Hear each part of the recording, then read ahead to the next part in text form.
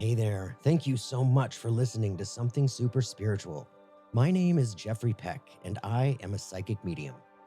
If you are seeking conversation with loved ones on the other side, or discussion about spirituality, life after life, and anything in between, join me as we discuss all things spirit.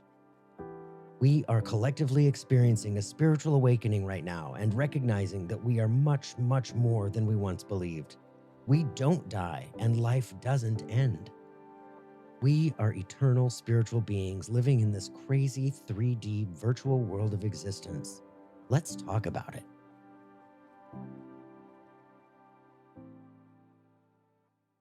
Brilliant. Hi, Dominic. Hello, Jeffrey. Very nice to see you. I love doing this. You know, these interviews. I love to talk to everybody in this realm because everything is spiritual, and there's so many different people's experiences to share. You know, I just love it. Everything starts with a conversation. Yeah. And if you start the conversation, you're going to discover new knowledge. Yeah. Because you're going to be curious. So what better way and what easier way there is to have really wonderful conversation with like-minded people who just wish to explore. Yeah. Yeah. It's awesome. Thank you so much for that. Thank you. It's okay. So, well, Dominic, welcome to Something Super Spiritual. I'm so happy to have you here. It's an honor to talk with you, and I can't wait to get into all of this good stuff about the auras and the colors and your journey. Like, I'm so curious about how this opened up for you.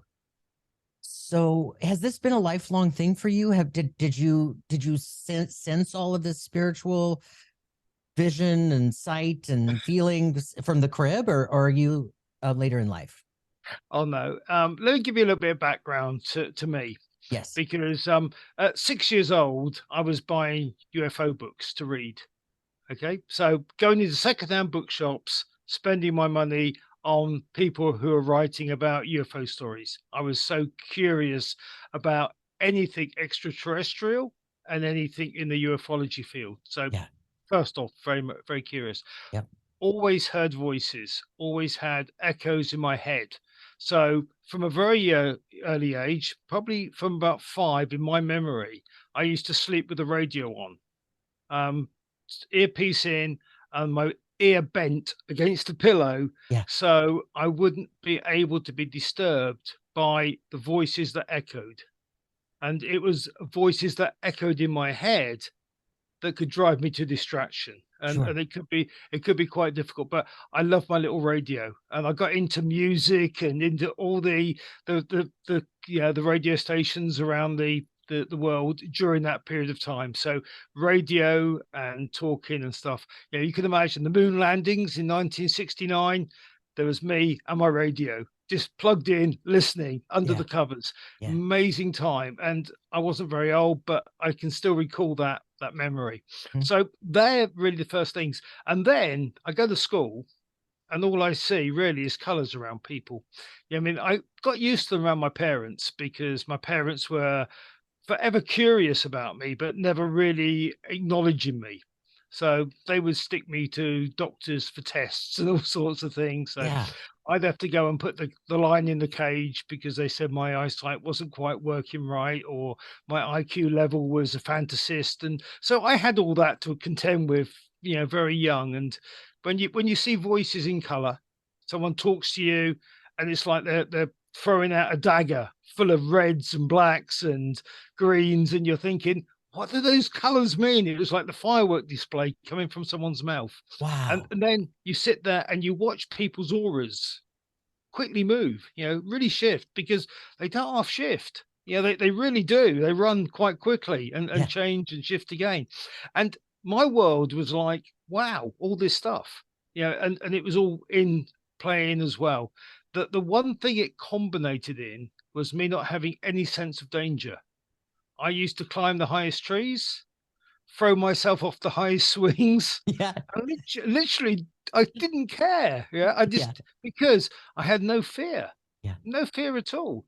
And the more I look back on that, which I have fear now, I can tell you quite happily, but the more I look back on that, the understanding of being eternal was always a part of my conception of thought, Oh, wow. although I didn't know how to articulate it. You know, as a 6-year-old boy, you know, I just wanted to listen to radio, play football, run around, climb trees, and Yeah. do really awful things, you know, like jumping off swings. Yeah. Yeah. Been there. I'm I sure get we've that. got a lot of similarities. I'm sure we have. And yeah, the more we talk, the more we'll find so much in common, I'm sure. Totally. Yeah. So, Yeah. so going back then when you were a child and you were seeing these colors in their voice and their aura, and did you see it with your physical eyes, or did you see it in your third eye, or both? Or No, it's physical. It's a physical thing for me. It's a vibration of color because everything's on frequency. right? And when you've got a frequency around a person, a tree, a stone, a bush, a bird, that frequency actually seems to come into my sight. There's a medical word for it that I was told a long, long time ago what it meant to be able to see colors. But I can see colors from musical notes, from someone playing the piano to Yeah. someone screaming and shouting. You know, that's why I love music so much, because Right. I can go into my own world and I Mhm. can watch the light show. And it's something which I've always been able to do. And I've taken it for granted, a lot of it, because you get so used to it because it's Oh, sure. ordinary. It's just a normal, ordinary thing. And I never really thought of it as anything different or special or anything other than just gives me the edge, because if Yeah. someone talks to me, I can see their aura. If someone starts to, you know, shout at me, I can see the changes in the emotion. And everything for me was color related into emotions. Yeah. So I sort of got to know that. That's fascinating. I love that visual because I have had that in my past too. Not so much as a child, but in 2006 I became attuned to Reiki, and the side effect for me was that it just blew me open spiritually. It ignited all the spiritual senses. And Okay. so since then, I know what you're talking about with music.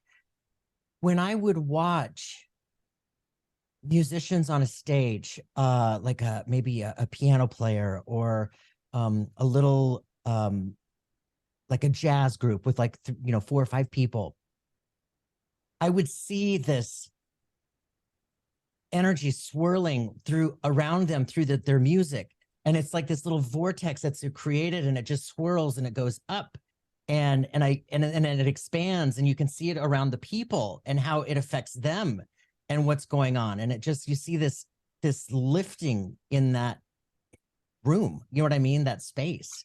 Oh yeah. What other people feel, we can obviously see. Yeah, yeah, yeah, I train people to go with their senses, to go with their thoughts and where they feel, because so often we close off from our senses, don't we? We don't go with what we feel, but yeah, it's always there. The yeah, emotion, the thought is always there, and that is a part of our experience. Plus, yeah, so we're the lucky ones. We get to see the fireworks and the lovely mellow yellows and the gorgeous oranges and the beautiful blues and the turquoises and the yeah, yeah, and the lovely pearl greys, all coming from people when they sing or when they yeah. play an instrument. And to me, it's just that draw gets even bigger for me. So, Mm-hmm. and the familiarity of it. So Yeah. there's music I've been listening to since about 1969, 1968, and you play the same song, the same colors come back, and the familiarity, it's like taking a trip into a memory, which is really what we all Yes. are as souls. Hmm. We're memory based, we're experience based, we're storing that knowledge, that energy in our souls. And it's like having a little time capsule that I can relate back to. Yeah. So you get instant connection back into that particular moment. So Right. that's how important it is. Yeah, I mean, I look at my 5 senses as unlocking my 6th sense, but I also think of things like colors and smells and Mhm. scents, all connected into the spiritual experience. It's funny when you were talking about senses and smells, and we're talking about colors. I have, as a child, I would, as I was explaining whatever I would be saying, I would get mixed up in how I was describing things. And I would say, instead of saying I smell grape, I would say I smell purple. Or I, you know, I instead of smelling like say grass, I would say I smell green. Trying Okay, to say grass, but then the color would actually come out before the actual what I was smelling. sure. Yeah, so that Uh, makes and sense. it's also for us as adults now, working as mediums and aura people and all the things we work at, it's a way into meditative state Mhm. because you can use a smell to take you straight into that state of Ooh, mind. Yeah. So instead of having all this sitting down and, calming down and all the other things, use a scent. I use eucalyptus. ah, Before I talk to anybody, before I work, I'll be sitting there sniffing the back of my hand. And it's not because I like sniffing the back of my hand, right. it's because that scent relates me to that space that is my safe space in my tree, in my garden, where Mhm. I can feel at ease and safe. I love And that. it's that, yeah, it works in all types of situations in life. If you've got a phobia, if you don't want to fly, you don't want to get in the car, you're a little bit scared before you get on stage, because we all face it, don't we? We all go on Yeah, stage and talk about this. And I'm now doing TV and radio and stuff. We all get very nervous about these things. A little bit of eucalyptus on the back of my hand, and those fears disappear because I'm in my familiar safe space and I can perform. I love that. And that's a really great piece of advice for people who are listening that may not have heard that in that in that way yet. No, they I won't be actually hasn't always I aware. haven't even heard that like I'm going to start doing that. It's such a great way of being able to shortcut the environment you're in order to relax you. And Yeah. you need it. As a performer, should we Mhm. just say as a stage medium or as Sure. a TV host or a podcast host, we all have our nerves. We Yep. all get, a little bit nervous about what we're going to face and how we're going to perform. Yep. And that, whatever scent it is, one that aligns to you, eucalyptus aligns to me for many reasons, but that scent is what your secret is to being able to perform from the start. Right. From the moment that camera clicks, that audience applause, or that radio goes on air, you're ready. Yeah, yeah, yeah. I love There's no, this. there's- yeah, You know, I've always loved aromatherapy, and this ties right into aromatherapy, I imagine. Um, yep, but coming at it through this lens makes more sense to me, yeah, given what I do and my senses. You know what I'm saying? That's sure. really great. That's awesome. Thank you. It's okay. It's something. I don't believe that knowledge belongs to one person. I Mhm. believe knowledge belongs to everybody. Everybody. Everybody it belongs to. And Yep. we have a duty to share with people the knowledge that we accumulate. Completely. Completely. Good, good. So, okay. So, when in your journey did you start to really understand the colors and what they meant? And how did you start to correlate, red to whatever emotion or mental state and, and all that? Well, I've always sort of knew because you could pick up the sense of somebody being angry at you, and they would be the red spears or the stars coming through the air, like the Chinese throwing stars. Yep. And you Yep. would see that, and you would see the hostility, you see the black, the negative emotions, you see the yellow of people that are spiritual and articulate and have a wonderful, wonderful sense of calm around them. You see the blues of the language speakers, the people that wanted. So over my first sort of 20 years of life, I accumulated just this store of knowing what things meant. That's what it was. It was like a library of every color. Do you realize there's over 200 shades of orange and, Right. sort of, about 180 shades of blue. And, so you've got all these dynamics of colors and everybody has different shades. It's not just one shade of one, and it's lots and lots of different shades. So it's like anything you accumulate. It's a bit like, do you know when you collect those those cards for sticking in albums? Yeah. Yeah. Like, like American football, and you sort of you got the Jets and you got the Hmm. other teams around, and you collect all the stickers. Well, that was like it for me, but it was in here. My sticker book was in here. So every time I came across a new color, I wanted the set. I wanted to see what that color meant. So you make a mental note of it. And over the years, you've got this great big sticker book full of colors that, that when you look at a photograph, you can pick out the little bits of color, the freckles, Sure. because a photograph slows everything down to one frame, Yes. and one frame only. And you have a documented color chart around that person. So with the knowledge and with the chart, you can build an aura profile. So it accumulated over probably about 40 years. Wow. So Oh, it's a lot of knowledge. it's And fascinating. yeah, but it wasn't to me, it was just a game of collection. It was just a game of, I want to get the full set. And even now I come across colors I've never come across before. And they just add in. I just, oh great, I can put another one in that color. I've got another purple to put in. And that makes my aura profiles even more detailed. Right. Yeah, because each one is a detailed, comprehensive look at someone's energy field. You know, back after I became attuned to the Reiki and I started to recognize all of this shift and all this change, feeling all of these different feels and I walked into a spiritual store that had the Kierland photography. Okay. I have dozens. I have dozens of photos. And at the beginning, it was really more of a like an experiment. It was an experiment for me. I was so curious about what was happening around me during different phases and experiences of emotions or mental states or whatever. Oh, sure. And it was fascinating to me to be able to go in, like say after a really deep meditation. Ooh, I'm going to show you something. Hold on just one Okay. second. Yeah, sure. Okay.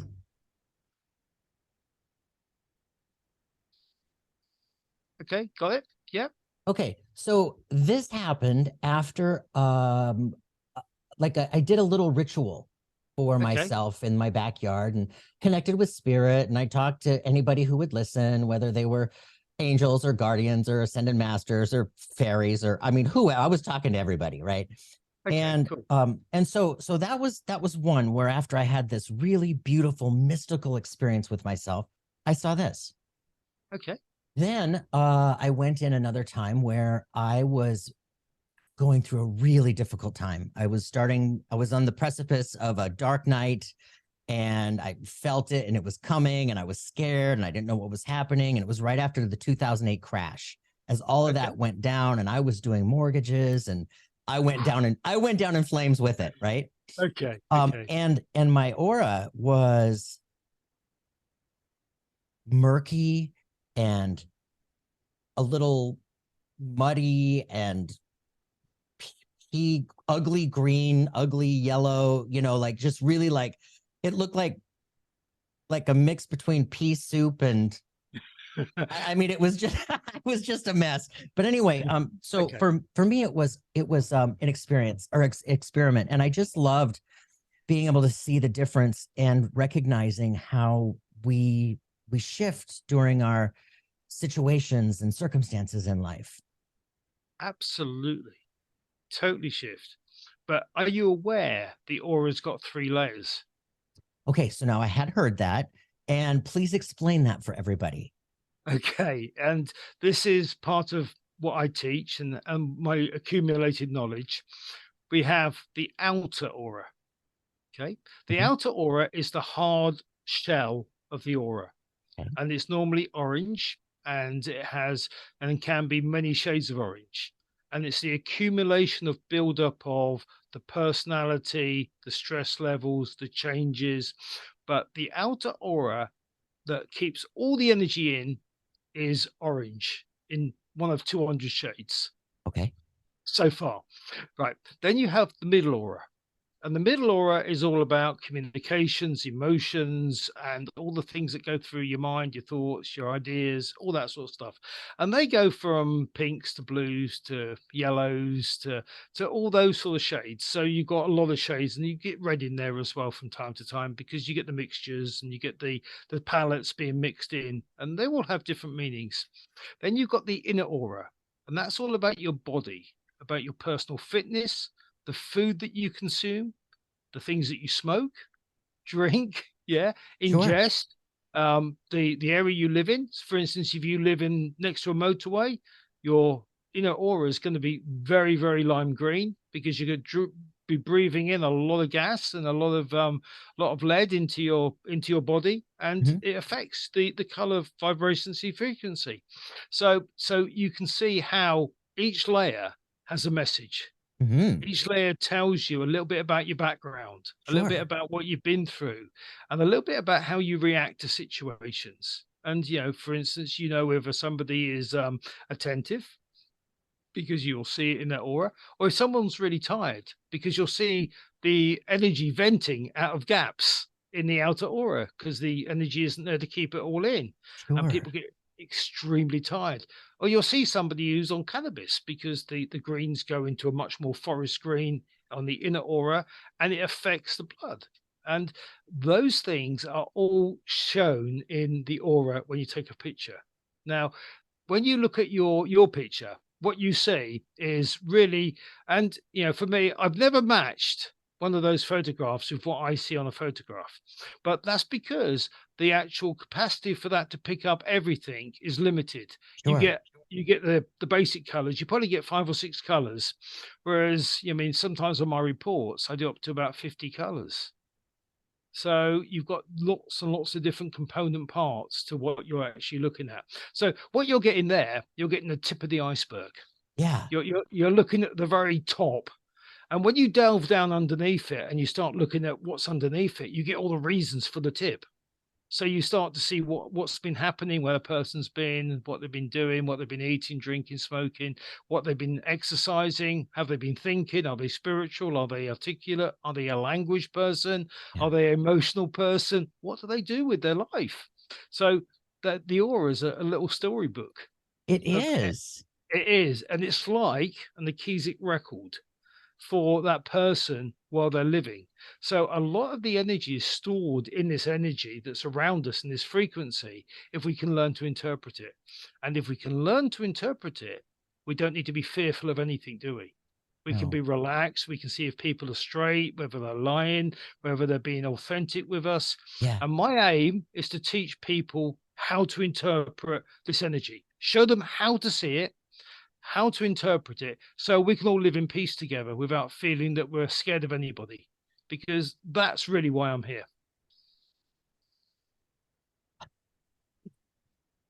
Yeah. You said a Okay. mouthful.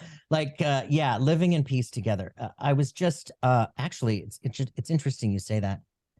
I was just before we got on the call, I was just thinking about the state of the United States, the country, the state Okay. of the mental state, the emotional state, the state of Yeah. fear, all of these mass shootings, and and they're not willing to change the gun laws to you know make it more difficult for people with emotional or mental challenges getting their hands on them, and all that, it just goes on and on and on. And it's like there's such a lack of trust in this country. There's such a lack of trust. And Uh, so with you speaking about seeing this within each other, and thus coming to that place of peace with each other, it's yes. it's so it's so yes, yes to that. See, Jeffrey, when we live from a fear-based perspective, we never ever reach our potential Right. because we're so busy looking at where everything else is. Mhm. Now, if we were to understand that we're limitless, right? We know everything there is to know because everything's happened. We have an eternity to live and to actually recall. Everything's stored within us. We just got to be able to learn to tap into that frequency, that vibration. Yeah. So once we realize we're unlimited and we can do whatever we want to do, and we can live in peace with people. We don't have to force people. We don't have to be angry, hold grudges, be vengeance, be sad that we haven't got enough money to do whatever we want to do. As soon as you realize that those things are irrelevant, they're just illusions that we're actually shown and taught and praised for being taught it, then we can actually start to really gather some momentum and really come together and then really celebrate the fact that we are eternal beings. So Yes. those things really matter. And the more people that realize that we're limitless, that we can actually do whatever we want to do, and we have existences far outweighing this existence, then we can start to really, really make a difference to how people think, because Yeah. it's a small thing. It's just putting that little bit of thought into it so you can articulate it so people can understand it. Yeah. Yeah. And they can Oh, get rid of the fear and yeah. live with joy. Mm-hmm. Ooh, from your lips to God's ears. Well, I would never ever say that. I don't think I've got a direct line or nothing like that. You know, we're all connected, I think. I We think are. we Oh, all, absolutely. I yeah, completely believe that. You know, yeah, I yeah. was just I'm explaining that the other day. We first and foremost, we are spiritual beings. We are an unlimited, eternal soul living in this meat bag, okay. and we're all Well, connected.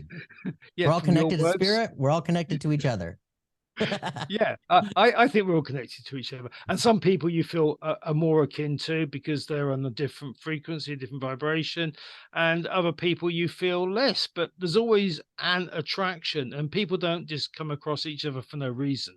People Right. come across each other because that's meant to be. That's the right timing. That's the right place to be at that moment Mhm. to actually talk about that thing that we all describe as love. Because Yes. there's never a wrong time to describe how we feel about love and each other. Amen. Yeah. Yes. Okay. So, speaking about this with to the people who are listening, Okay. um, there may be some people out there who this is, one of the first times they're hearing about this, but they're starting to open up and they're here because they're starting to be curious about their own spirituality. Sure. And, I think most of us by now have heard about uh, well, having the spiritual senses of, let's say, clairsentience. When you walk into a room and you can feel that there might have been an argument or something, Sure. disagreement or whatever. Um, I would imagine that feeling ties to sensing that energy, the colors as well. Is that right? Well, sure. Of course it could. Depends when you walk in, because there's always going to be a residue. We have to take it to another level now, Jeffrey, Okay. because we have to look at imprints. Mhm. Because every energy, every person, every animal, every insect, every plant has an imprint, and it will leave an imprint on society or on the place they live or the place they are. Now, some imprints are huge, some are just tiny little ant imprints, Yeah. but no less significant. Everything leaves an imprint. So if you're sat in your room right now, you're leaving an imprint. Sure. And somebody coming in 100 years after you sat here, they will go, wow, I can feel this guy who's very spiritual. And that'll be your imprint that you've actually put onto your surroundings. Sure. Yeah. So every imprint has a color signature and every imprint, and we can start looking at things that are way beyond anyone's imagination when we start talking this way, because those imprints are little trails, are little breadcrumbs that people lay down to show us where certain energies are and certain things happen. And there's so much we don't know about life. We don't know Yeah. what these residue energy signatures are. We know they Absolutely. exist. We Hmm. know we can walk into one. We can walk into one and feel it really strongly. But also, we don't know what else is out there in the sentient form, because Right. there are different. I mean, I was doing something the other day, and really, you might find this really fascinating.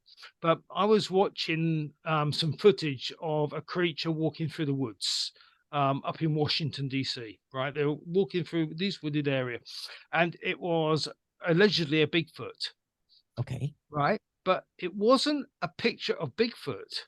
It was the energy signature of Bigfoot, the heat signature. Yeah.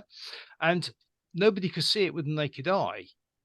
But what they caught it with the shadow.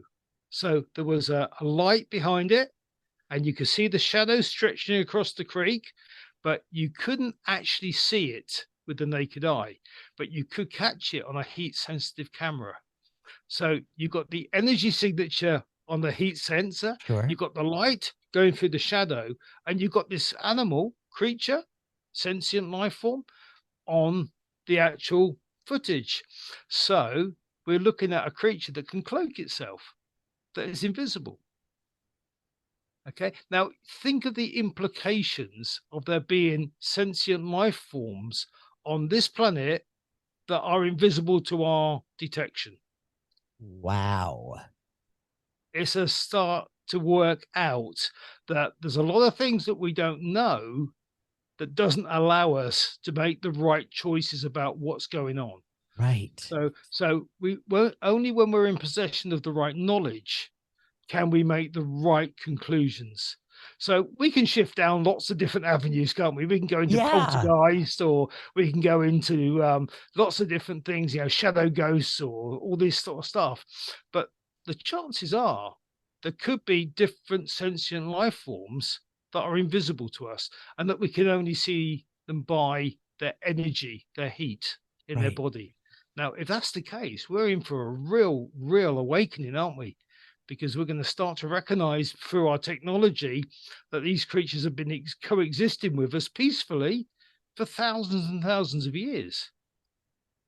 And it explains so much of the mystery of Oh, things we don't know. isn't that the truth?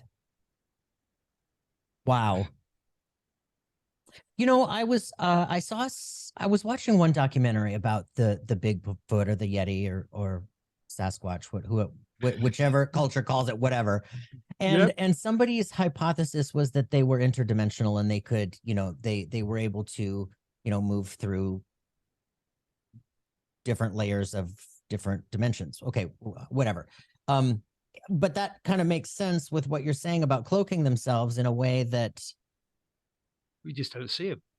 yeah, yeah, Yeah, and who's to say that I'm right or wrong? Because right, I'm not going to say I've got the definitive knowledge, because that person could be right. They yeah, could be interdimensional time travelers that shift through time, and just as you're about to see them, off they go to the next dimension. right, right, But yeah, so it's possible, isn't it? It's not beyond belief, right. but the definitive areas of this particular species could be that they can change their molecules, their atoms, Yeah, so they're on a different frequency, so we can't see them. And makes sense. and yeah, and they can hide themselves. Yeah, there's never ever been a big Deadfoot found alive, have they? They never found one dead, after they've Bones, right? passed. Yep, yep. Yeah. So there's never been any definitive proof that they exist, apart from the Giftlin and whatever name film that was in 1967, where they filmed this. Well, it may be, it may not be, but it's up for debate, and it Yeah, still is after all these years. But the fact is, the thing is, these creatures are very likely going to exist, but they're going to live outside our spectrum. interesting. Yeah, we could talk about shapeshifting and all Oh my sorts of goodness. things. Okay, Yeah. so I was actually just going to go with that. So, in the same vein of the paranormal, Okay. um, um, right now paranormal is quite hot. There are a ton of paranormal shows, ghost hunters, investigators. You have people going into old sanitariums and tuberculosis, old school where thousands of people died, and they're catching all of this unusual anomalies with shadow figures and whatnot. So through all of this, I'm watching this. Um, it makes me, and I've walked into places and I sense stuff everywhere I go, right? But it makes me wonder, is what they're picking up in there, is it conscious, do you think, or is it more of the recording in space and time? So is it stone tape recording? Which people do say, you got Mhm. the stone tape theory where energy seeps into the buildings and goes into the floors and the walls, and something releases it. Like you get in the Scooby Doo cartoons, you get the lightning, and then all of a sudden you got this ghost figure come out. Yes. That's the that's the basic stone tape theory.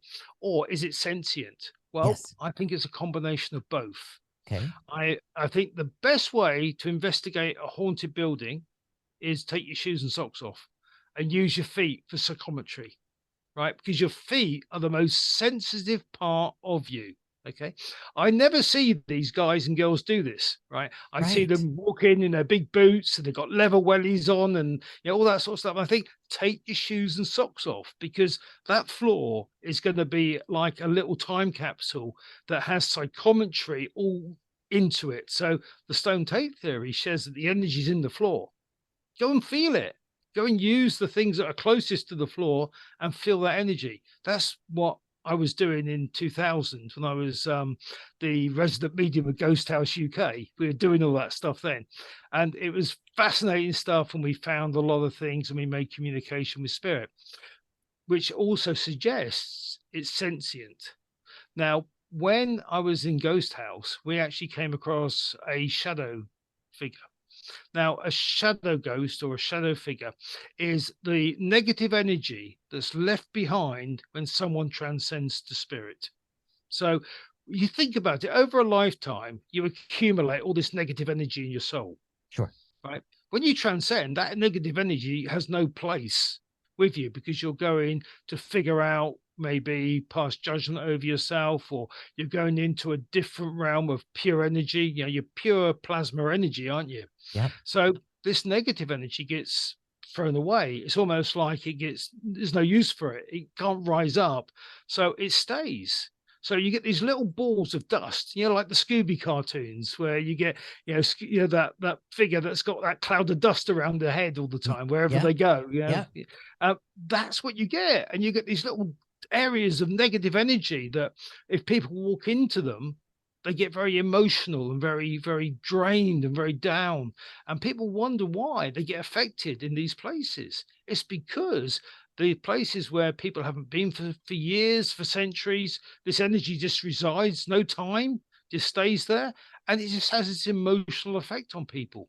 Interesting. So so it affects people within themselves. And you see their auras change. You watch them, they walk in, they'll be happy, they'll be excited that they're going on a, I don't like the word ghost, but they're going on Yeah, me a too. Yeah. imprint hunt or whatever they're going on, right?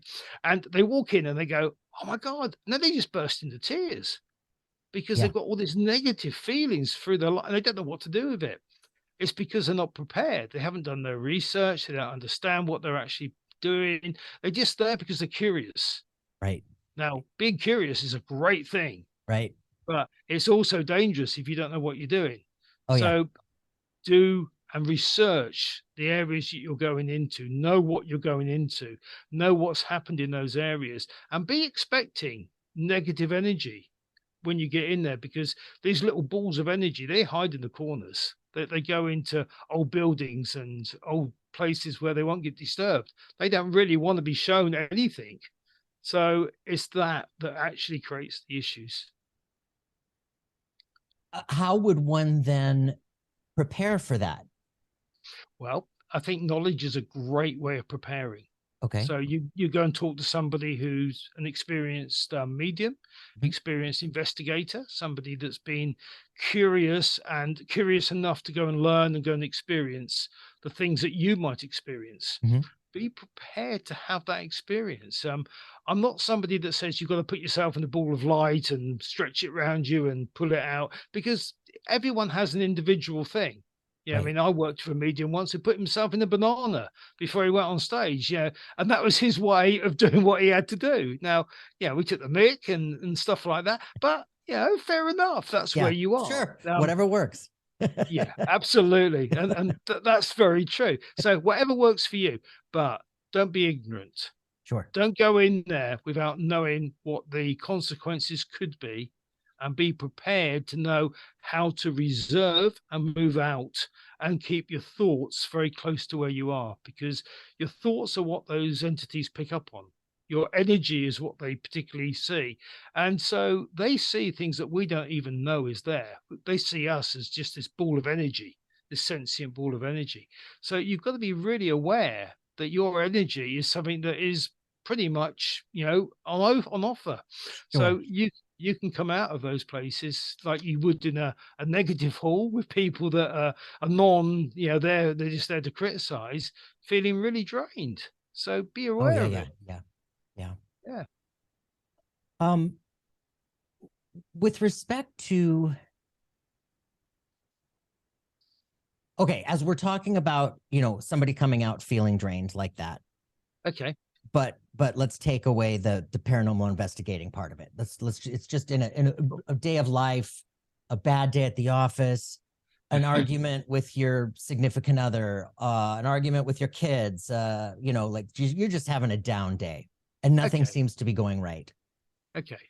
So, with respect to your colors, your aura, Yeah. you're probably feeling pretty down. You're probably feeling pretty muddy and icky and ucky. You know, I've heard of color therapy. So, Okay. what do you have anything to say about color therapy with regard to proactively lifting yourself in out of that emotional lower state? And, Okay. Jeffrey, you don't know me well enough. I have something to say about I everything. love it then. Thank you. Okay, right. But I will state that it is my opinion and what I've come to understand in my own way. Mhm. I mean, the first thing is I would say that we're drawn to the clothes we wear, right? So the clothes we wear matches our mood. You're in a grey t-shirt and a red top, right? Okay. It's not a coincidence you've put those clothes on today because it matches how you see your colors at this Okay. moment. So underneath you're very private and very individual and you don't like to talk too much about you. And on the surface, you want to be flamboyant and give out. And that's how you feel today. All right. Okay. Okay, right. But the fact is that we actually can pick our moods up by wearing different colors. Even if we wear a yellow scarf around a black t-shirt, we can actually that little ray of sunshine, and we can keep that in our pocket. We can keep a little color chart in our pocket just to look at, just to brighten us up, because yellows and greens and things seem to make us feel better because we're used to green grass and yellow sun, and that's how we feel. Sure. But the fact is, I would always say to people that there is no color therapy that changes the way that you feel, Okay. but there is music therapy, which actually taps into your vibration of your frequency and lifts your moods. So, for instance, if you want to feel down and you want to feel sort of dropping into a sadness because you just broken up with a significant other partner, then you play Simon and Garfunkel Bridge Over Troubled Waters Oh, yeah. because that gets in at your mood, doesn't it?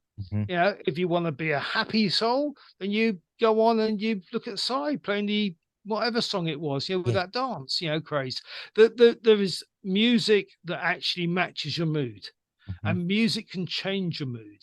So Agreed. anybody that's having a bad day, okay, first of all, acknowledge it's a tough day Mhm. because you got to be kind to yourself. Mhm. Really, if you're not kind to yourself, not many people are going to be, but be kind to yourself. Yes. Then have a playlist. Have a playlist that can actually bring you out. So you can have a couple of sad songs, then start up in the momentum, bring in some happy songs, and Yeah. you can dip back into it if you want to, and have another sad song if you want to have a good cry. But look at how the vibrational frequency of music changes your aura, because it changes. You watch a crowd of people at a concert. They're Oh, there, their anticipation. Now, when that band starts, say the Foo Fighters, right? yeah. If you've Yep. ever seen the Foo Fighters, amazing, aren't they? Nirvana, Yes. anything like that, it lifts and the atmosphere feels like you can actually squeeze it, doesn't it? It Mhm. Mhm. crackles, you sort of Totally. twist it. Yeah, that's no coincidence.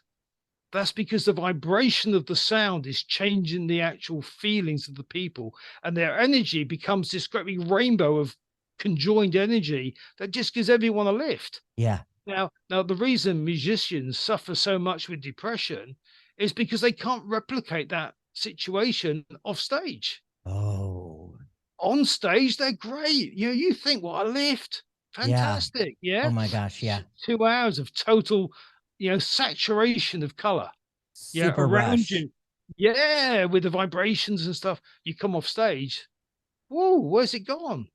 Yeah. So music is that part of you that can be stimulated in order to start mending and breaking out some of the yellows, some of the oranges, Yeah. Yeah. some of the lovely crystal blues, Mhm. because your mood changes. And you can try it yourself. If you're listening now and you feel down, go and get your favorite music. Keep it. You can do playlists these days. You can keep it all for you. Have different playlists for different moods. It's so true.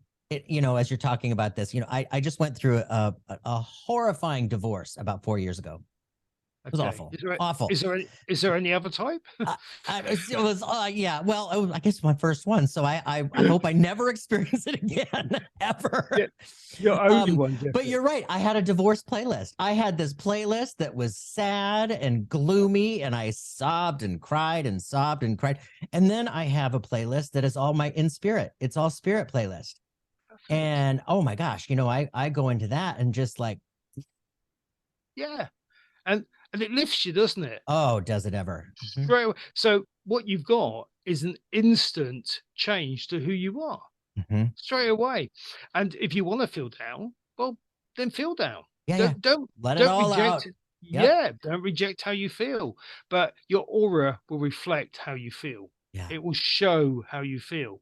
And if I was to see you while you were going through your divorce, your aura would be really tight and it would be Oh, self-protective. totally. And it would be like, don't come near me and don't tell me that you're a solicitor or you're a lawyer. Don't want to know. Yeah, I mean, don't come and ask me these Oh, awkward questions. yes. And it would be very inappropriate to actually come and talk to you at that moment because it would be wrong. But once you've come out of it and you see there's life after divorce and you start becoming more signed into a new relationship and the joy of that relationship is so much easier, so much simpler because all the complications have gone and life becomes, wow, why didn't I do this years ago? Yeah. Then you can actually feel the joy of being able to understand what it's like to be without that joy. Yeah. Yeah. But until you know what it's like to be without joy, very rare Oh, do you appreciate the absolute amazing feeling that joy is in it's life. true. It's so true. And, and you come out of it with all of this extra knowledge, about who you are and what happened in there and what not to do next time and what to avoid next time and, what to embrace next time. And all of this extra knowledge just sets you up a little bit higher, a little bit stronger. I know. And I often laugh because I'm married again. Yeah, this is my second wife, and I always say to my wife now, I say, I wish we'd have met first because we'd have been really happy. But that may not be the case yeah, because second relationships work better because you got more knowledge. exactly. Yeah. Yeah, So looking back, since I have felt grateful for those two big relationships previously because of all the knowledge and all the self-awareness and this self-realization that I've gained within myself that set me stronger. And, we all have traumas to work through, childhood trauma and all of that. So yeah. I But agree. as a medium, Jeffrey, when you're on stage or you're working with people, that empathy you get from understanding, because Yes, you don't know, but you understand, can't you? totally. Is such an amazing thing because you're literally with the person. Yes. And Oh, when you're with that person, that's the best mediumship, isn't it? gives me chills. I mean, yes, absolutely. I know exactly what you're talking about. Yeah. Yeah. So I'm grateful for all of those experiences, all those horrible experiences, all of those traumas. It just gave me more to relate with to Yeah. the spirit world, to the people in front of me, and facilitate that healing connection. Sure. But then you're unlimited. You've Mm. had this, the soul that you have will be all this knowledge, all these stored characters that you've been, all Yeah. the ones that you're gonna be. It's all in there Yep. now. Yep. And all it is just quietening that mind down just to be able to experience it. So Yeah. you've got that calmness. Yeah. Because I tell you, at 18, I didn't feel calm. No. Yeah. No, I wanted to do things that weren't calm. But right, Totally. I'm not going to go into detail, so don't push me. Exactly. Yeah, but the whole thing is when you grow and you get older and you start to relate to things, you start to really appreciate the peace in your head. Yeah. Yeah. And that's the bit that the calm allows you to be able to do. Mhm. Yeah. So, talking about colors again and how you see them with your physical eyes objectively. Okay. That happened to me. That happened to me once. I was at, do you know who Suzanne Giesman is? No. Suzanne Giesman she's an incredible medium. She is Okay. an incredible trance medium. She Okay. channels through her collective guides called Sanaya. She's an amazing speaker, teacher, author. I mean, she's the bomb, right? I want Um, to know her. oh, she's amazing. She's just amazing. I'll And look her up. I was at an event about maybe 6 years ago, and she was up there talking about her journey, her mediumship. She went through the first leg of her life up until, oh, I don't know, let's say 40, 45. She retired from the military. She was a high level, super left brained um military person, and she came out of it and had the experience of losing her stepdaughter, and it that was her shift. That was the Uh, nature, the impetus of her shift. um so here she is. She was out there up on the stage talking about her experiences, and then she started to do a session channeling Sanaya. So she goes in a trance, and I was standing at the back of the room watching the hundreds of people in front of me and her on stage in front of them. And all of a sudden, it was like I went into my own trance in a way, because everything looked like a haze of pink.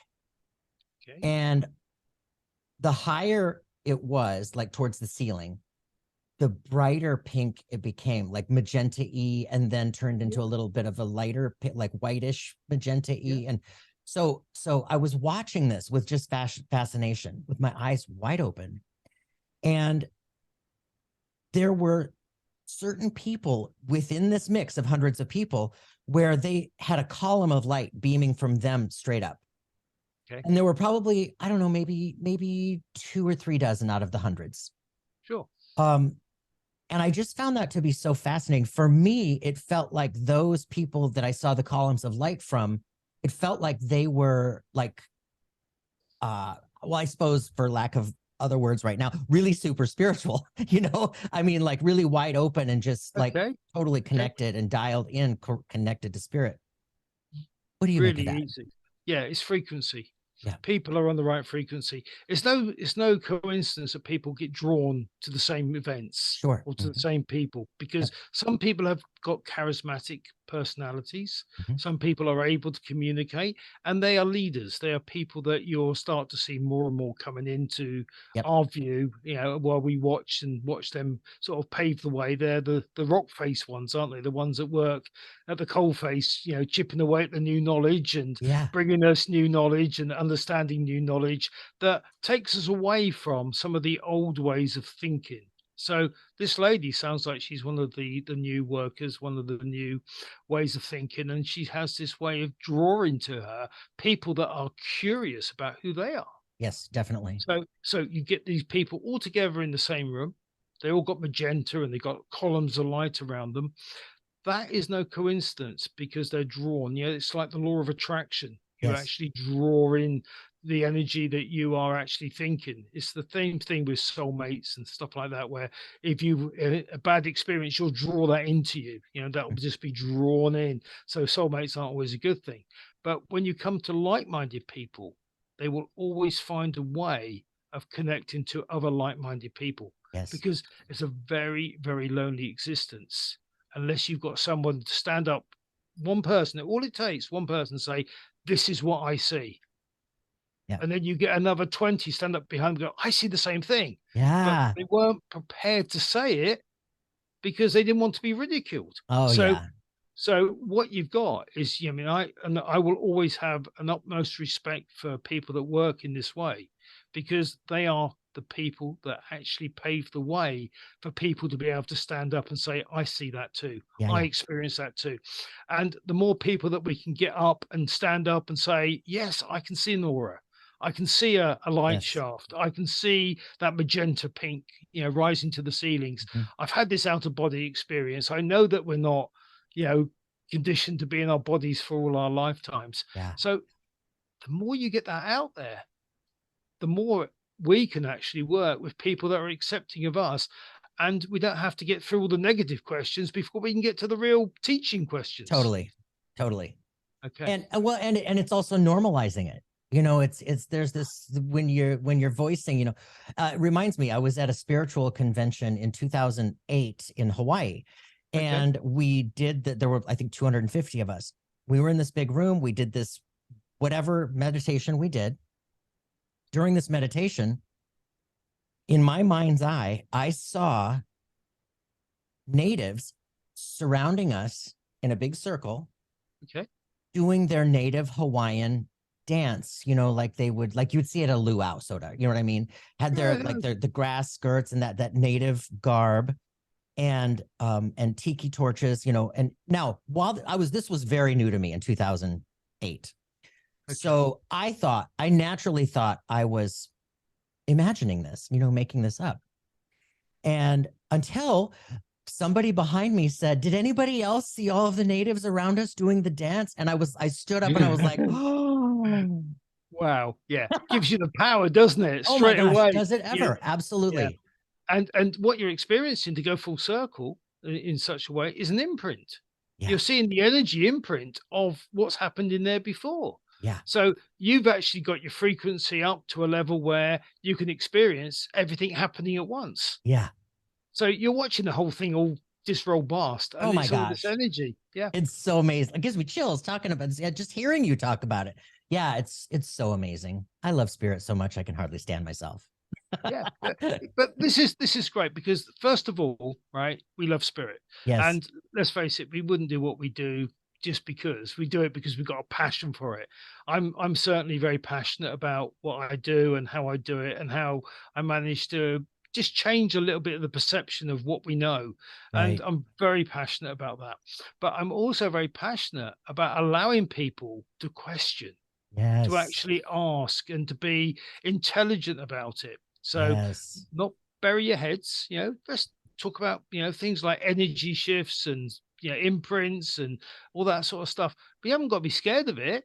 We just got to Right. know about it, Mhm. and once we know about it, we can embrace it. Just like what you did. Is what they were talking about. Was it a couple of people were talking about ayahuasca back in the 80s, Yeah. and ayahuasca was like this miracle leaf and root, wasn't it, that we could all take and have this real hypnotic journey into outer space, and we could go and meet our own, things that were wrong in our lives and come back Totally. fixed and Yep. Yep. become go and meet. And ayahuasca was the big thing, wasn't it? I mean, it Mm. really was. Ray Wilson and people like that talking about it in depth and their experiences. I don't know about you. I tried it. I loved it. I, couldn't wait for more. I But haven't tried it yet, but it is on my list of things to do. That is for sure. yeah, Yeah. it's just an experience, Mhm. and what it does, it just allows you to be molded into the whole experience, Yeah. because anything that can add to the experiences that you've actually had will allow you to be that bit more empathetic towards somebody else, to 100%. share, to give that insight, to communicate it.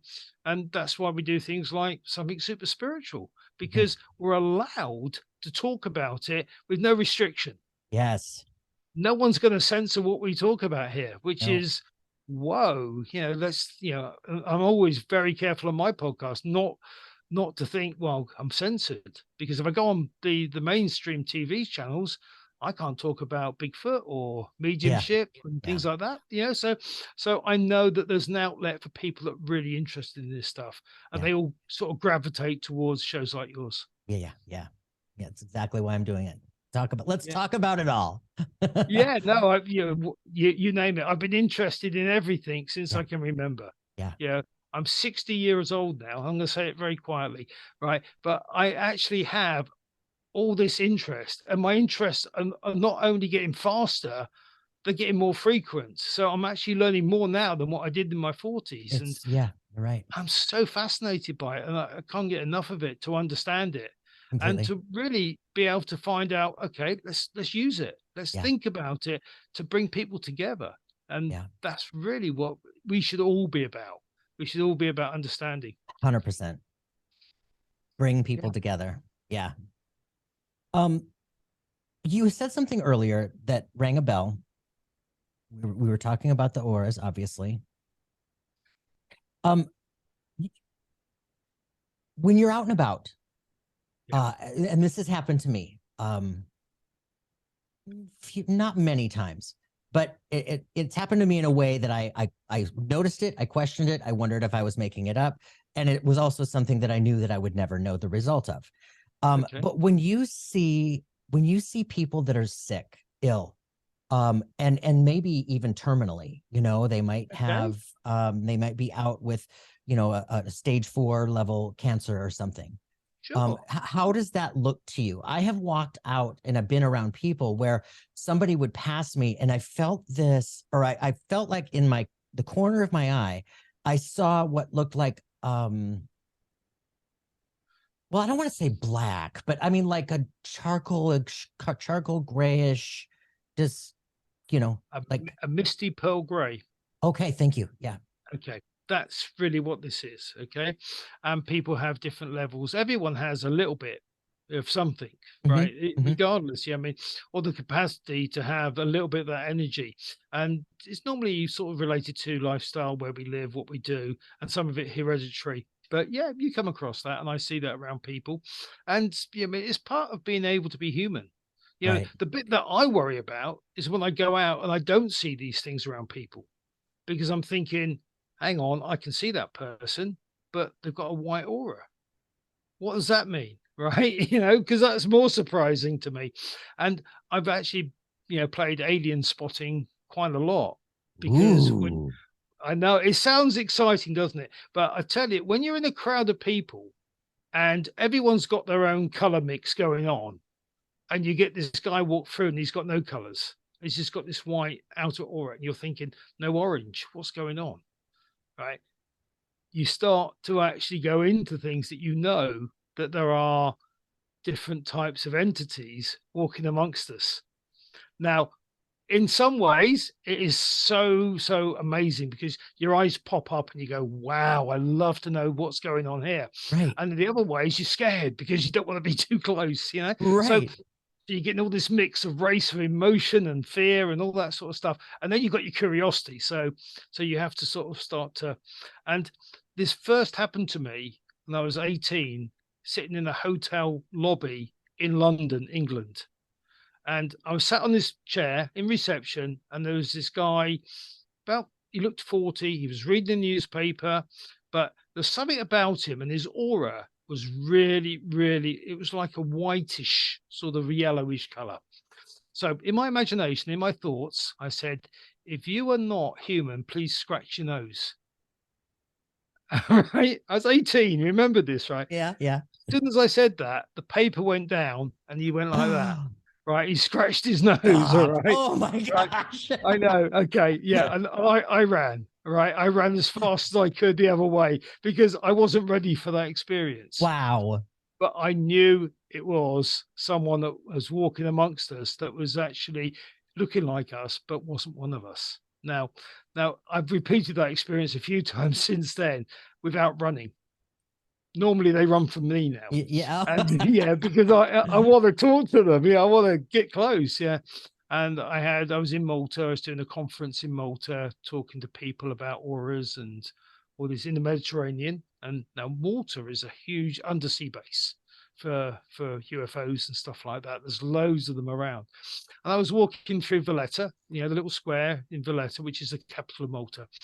And this little lady, a very small lady, just walked. And I looked at her and she looked at me, right? And I sort of, yeah. And she curtsied, smiled, then her face went really stern and she went. I thought, you're an extraterrestrial, right? Yeah. Okay. So yeah, we get those experiences, and on one of the best places. I can't wait to come to LA, by the way, because LA is like full of stuff like this. But another good place is on the tube. Like on the Oh yeah. Yeah. underground. Oh my word, some of the experiences you get there, and some of the people that you actually see. Now, some of them are just freaks. Yeah. Oh yeah. Not being funny, but some of them are Yep. just people that like to dress differently and Yep. have different parts of their anatomy covered in different things. Fair enough. Yes. Yes. Yeah, as you may well be aware.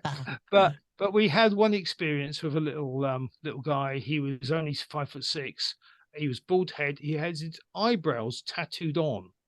Right, so he had no hair on his body, and this was quite alarming. But his aura was slightly bottle orange. So if you like a diluted orange, that Mhm. was really close to his body, and it wasn't expanding out. So Okay. I turned to my wife, who was sat there next to me. I said, "Alien." And as soon as I said that, he was off the train. Literally, Oh, the train stopped, the doors opened, and he was gone. But I didn't have a chance to take a picture, which I'd have loved to have done. But oh, that was a guy that was traveling on the underground that day, and I'm absolutely convinced he wasn't terrestrial. He was extraterrestrial. But really wow. interesting encounters. Yeah. So, speaking of that, then, we've heard many stories about people who have um, lived through an accident that they shouldn't have, and they remember somebody being there that who disappeared, and they are convinced that this was an earth angel or an angel that stepped in to help them do whatever.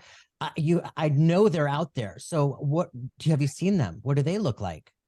I paint angels. Oh, you do? Okay. Yeah, I've got hundreds of paintings I used for my charity, and I raffle them off for Children's Hospice. But I actually made a Oh, deal with the angels to paint over 1 million pictures, so I'm getting through them. And it's that sort of thing that triggered my understanding of where they are.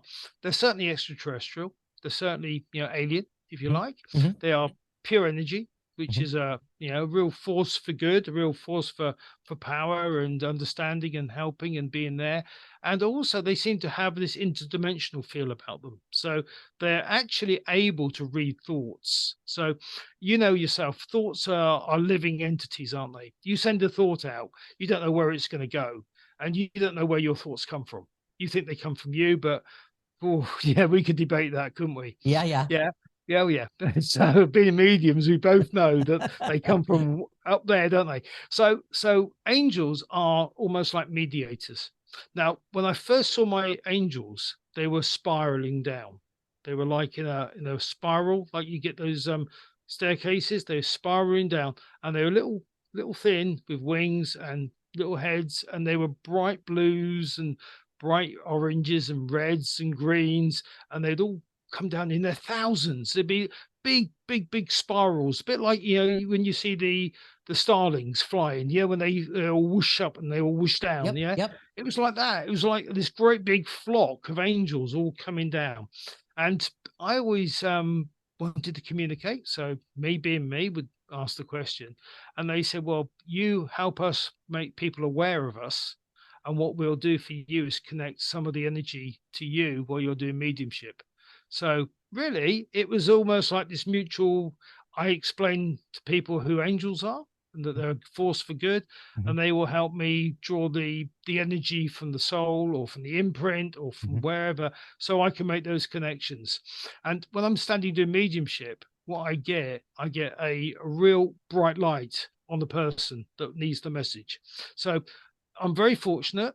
Okay, it's a natural ability. I don't particularly go around telling people too much about it, because I think if I'm doing it, I'm doing it. If I'm not doing it, I don't really want to be talking about it. sure. But but when you're actually on stage and you've got this spotlight on somebody, you can just go and give them the information. You haven't Mm, got to speak to them. You haven't got to ask them questions. You just tell them what you get and you move on to the next one. And yeah, that's how I work as a medium. I don't really like engaging with people. I don't want them to talk to me. I don't want to. It's like, here's the information. If you want to come and talk to me afterwards, I'm in the foyer. yeah. Yeah. And me and my wife Alison, we've spent 3-4 hours after shows in the foyer Oh, yeah. just talking to people, That's because they're beautiful. yeah, because that's what you're there for. You're not there Totally. to do anything else. You're there to make sure that people understand life after life. Yeah, yeah. So angels and me and us, we help each other. So the energy is pure love, pure vibrational. And Yes. I just think they are extraterrestrial beings that just produce and project love everywhere. So the more people that know that, the better the world is, that they've got these angels. In fact, I call my book, that here's my book, right? Angels on our side, Oh, because I love angels that much. Because when we actually write books and when I write about stuff, I always want people to be able to relate to what angels are, and that they're yes. with you, they're on your Yes. side. Yes. And I wanted to be able to show people that anyone can have that energy, because that's what they actually exist for, is to Yeah. be an absolute power for good in people's lives. And I bet you most people, if I asked you right now, I don't want to turn the tables, by the way, but It's if I okay. said to No. you, tell me the angel experiences that you've had, we would have quite a long conversation, wouldn't we? Oh, absolutely. It's how I started out. I was starting out with old school Doreen Virtue back in, 2007, 2008. And that's how I learned, it was my initiation into spirit. So I have a really deep connection with the angels. See, so Yeah, lots of common ground there, Jeffrey. totally. Yeah. Yeah, you Yeah. may be a different generation to where I started, Mhm. but we still have the same values and the same ideas and the same 100%. ways of wanting to reach people because we had angelic experiences. Yeah. Yeah. Yeah. Yeah. It's Doesn't amazing. that tell you something? I mean, Mm. you're in, LA. Yeah. You're in San America. Francisco. San Francisco. San Yeah. Francisco. Oh, Mhm. right. Okay. Sorry to swear. That's Right. You're in you're in San Francisco. yeah. Okay. Yeah. And you've got this this lovely sort of part of you. I'm sat here on the east coast of England. Quite a few miles away, but we have the same things in common. Now, Totally. you tell me that that's not a coincidence. Mm-mm. Okay. Because I don't believe it. If someone Nope. said to me that's something that some people have come to independently, you've come to your beliefs independently, I've come to my beliefs independently, and yet we agree on how those things were. And we're both strong enough characters to say if we don't, because I Yeah. can see Yeah. your aura. I know Yeah. you're a strong enough character because if you don't agree with something, you're going to say it because that's just you. Yes. Okay. And me too. So we're strong enough to stand up for what we believe in and to defend it and also to encourage people to go and investigate it. But we're not going to impose our views. We're just Yeah. going to share Exactly. and show Yes. people. Yep. Yeah. We're going to put a spotlight on it and say, go and have a look. This Yeah. is worth looking at. This is Yes. worth evaluating. Make your own decisions, make your own mind up. If Yeah. you want to talk to me, come and talk to me. I've got time for everyone. Yeah. But here you are. Have a go, have a look, see what you Yes. find, and then see where you are. Oh, Dominic, this has been one of my favorite hours. I mean, Thank this has you. just been like, you had me at, I mean, look at it. We've been talking for an hour and 15 minutes. No time. No And I'm time. not even like, this is the tip of the iceberg. I still have so many questions. Well, we can do it again sometime in Oh, the future. yeah, Yeah. I would love that. So on that note, what would you like to say to the listeners who have heard us talking about all this spirituality, the experiences with auras, colors, energy, music, what would you like to leave the listeners with? Let's see if I can spit Okay. it out. Well, first of all, I'd like to say thank you for listening because sometimes to stay with somebody and be able to listen to it all the way through is a real privilege. So Yes. I really, really feel honored to be able to do that. The second thing is that discover your own way, find your own way forward. Allow the information to come in and then you assess it. You use it to make your own assessments. So you know what's authentic and what isn't authentic, and stay with the authentic, stay with the things that resonates with you, and be authentic to what you know inside, because everything you've ever known is inside of you. So if it's inside of you now, the only way you're going to access that is by being curious and then being silent. So allow yourself to be taught by yourself, because I don't think we're taught by spirit guides. I think we're taught by us because we've experienced those things. We are our own spirit guides. So when we connect, we're connecting to our soul. So Yes. go out there, enjoy. There's a reason you're listening to this show tonight. Go out there, enjoy your spirituality, celebrate it, spread love, and enjoy. Never ever think of life any other way apart from enjoyment. Have fun being you, and that way you'll learn. Dominic, thank you so much for being here. It's okay. I can't wait to invite you back. Okay, well, we'll do that. And everybody that's listening, we'll leave you with our love and we'll talk to you again shortly. Thank you again for listening to the Something Super Spiritual podcast. If you know someone who would enjoy this episode, please do share it with a friend. For show notes, links, and to purchase a mediumship reading, my website is somethingsuperspiritual.com. You can also easily subscribe and follow the show on your favorite app, sign up for my newsletter for bonus content, and to keep the conversation going, you can easily join the Facebook community. It's all right there at the website, somethingsuperspiritual.com. Signing off for now, namaste.